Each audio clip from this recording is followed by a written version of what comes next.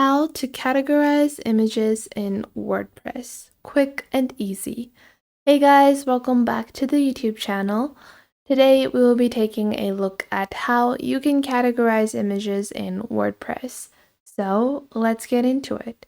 Now, categorizing images in WordPress is not as difficult as some people might think, and you can easily do that with a simple plugin. Now, this plugin that I have found is super underrated. It is not as popular as it should be because it can really help the functionality of your website. So if you're running a blog or any kind of website on WordPress and it has been up for a while, and if you go into your library or media section, your media library, you will be able to see that you have quite a few different images that can bulk up on your specific media. So this is something that you need to keep in mind because you can have so many images and then it becomes so difficult for you to be able to manage those images later on. And that is why it is so essential to be able to manage your images and categorize them in a simple fashion. So it's super easy and super simple. Now, on the basic version of WordPress, like I have over here, you have the image, you can add alternative text, you can add captions, descriptions, but you can't really add a specific category or tag, which would enable you to, select a certain kind of media file or, distill images, like only images that are from your product, person, people images, or, different items that you might want to categorize. So for that, you're simply going to go on to plugins. We're going to click on add new over here. And once you click on add new, you can go into the search bar of your plugins and you're simply going to search for FileBird. Now, once you search for FileBird over here, you can see that you have this simple plugin. Now, there are two FileBird plugins. First is the WordPress Media, Library Folders, and File Manager, and then you have the Document Library. So you can use either of them. Both of these are fine, but we're going to continue with FileBird, the original version, which is specifically WordPress Media Library. And once you have downloaded this plugin, you're simply going to go into Installed Plugins in your WordPress dashboard. And once you have downloaded this, you're simply going to click on Activate. And once you have clicked on Activate, you can click on Settings. And you can see they have a pro version, but it's pretty simple and easy to navigate through this. So now if you go into your media section over here, now, as you previously saw, we didn't have this section. So this section has now been created and you can enter your own folders and create your own categories. So let's say I want to create a category which is shoes. So what I would do is I would simply create this folder and then I would begin moving the items into this specific category. And that is it. So you can simply click on new folder. So now I'm going to create a new folder and I'm going to name this person. So I've named this new folder person, and now I can go into all files and I will move person into this specific file.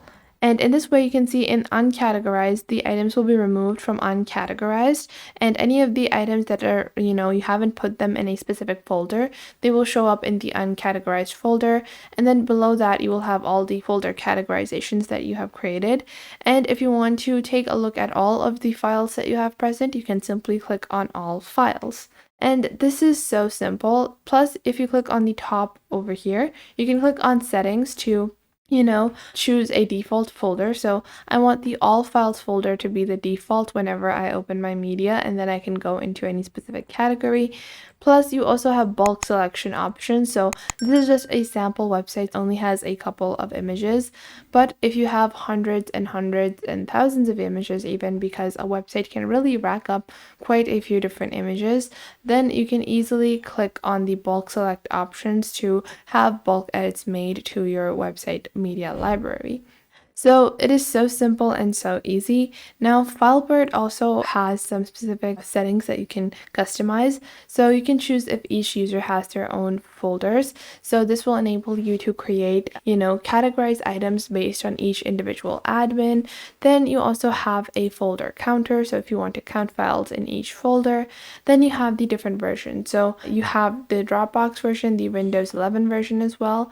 And then with the tools, you also have attachment size. size, so you can generate attachment size used in the sort by fit section, and you also have the reset API, plus you have import and export as well. So you can choose a FileBird CSV to be imported, and you can use the current folder structure to be exported.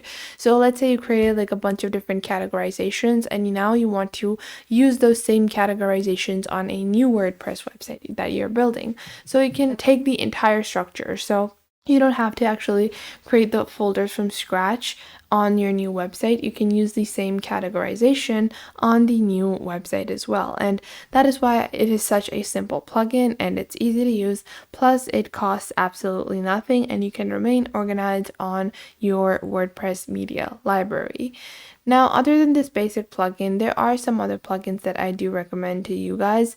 If you want to improve the overall look of your WordPress dashboard, you can use UiPress. UiPress is an amazing plugin for a more customizable WordPress dashboard. So if you just think that, okay, I have, created this media library, but, the overall WordPress UI is not as interactive or not as up to date as other modern UIs are. So for that purpose, if you do want to improve that, you can use the UiPress plugin as well. So I hope you guys found this video helpful and you are now able to get started with categorization of images on your WordPress website. You can create as many folders as you want.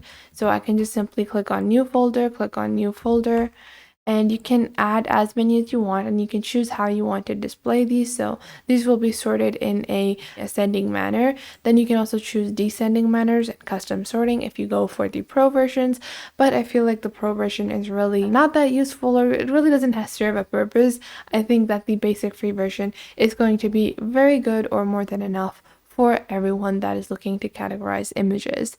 So that was it for today. I hope you guys found this video helpful and you are now able to follow along with these methods and techniques that I showed in this video.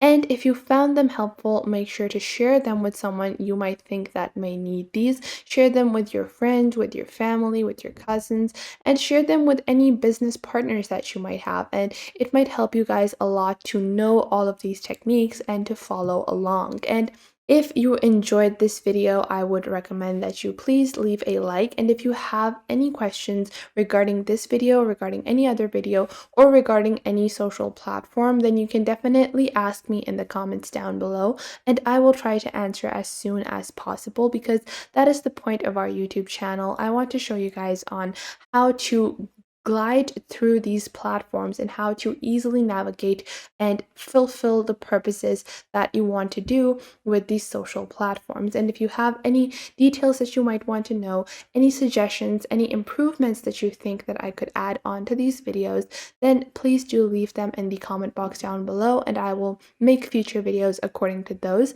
And if you have any specific topics that you look forward to, also leave those in the comment box down below and I will try to make videos on those as well.